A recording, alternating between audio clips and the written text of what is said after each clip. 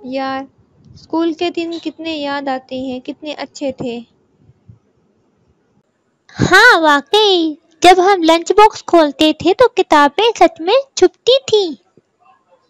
ہاں یقیناً، اور ہمیں پچھلے دنوں کے ہوم ورک کا کچھ علم ہی نہیں ہوتا تھا۔ یار سر معین کی کہانیاں کتنی اچھی تھی، ہم ان کی کہانیوں میں کبھی نہیں چھپتے تھے۔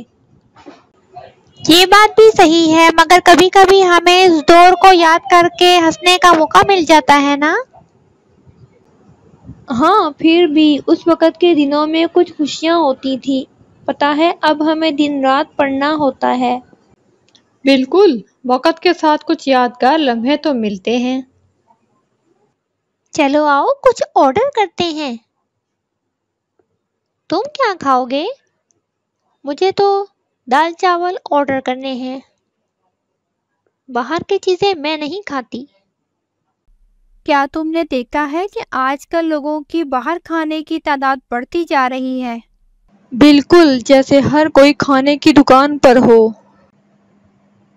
یہ تو آسان ہے، مگر میں صفائی کے بارے میں فکر کرتی ہوں۔ تمہارا کیا مطلب ہے؟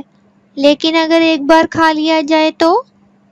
میں نے پڑھا ہے کہ باہر کی گندی چیزیں کھانے سے نقصان ہو سکتے ہیں، مثلاً ان کے گندے برتن صاف نہیں ہوتے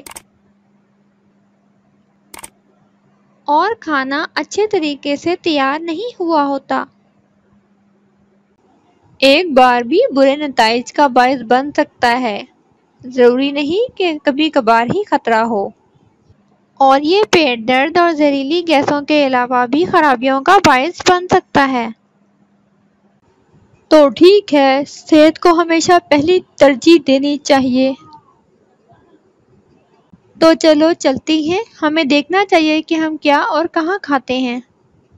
ہاں تم بالکل صحیح کہہ رہی ہو، ہمیں جگہ منتخب کرتے وقت بھی باخبر رہنا چاہیے۔ تو کیا اب ہم کبھی باہر کھانے کا مزہ نہیں لیں گے؟ اب اور بغیر جگہ کی تصدیق کے کھانے کا سفر طے نہیں کریں گے؟ بالکل، ہمارے پیٹ کو بعد میں شکریہ کہنا پڑے گا۔ ہیں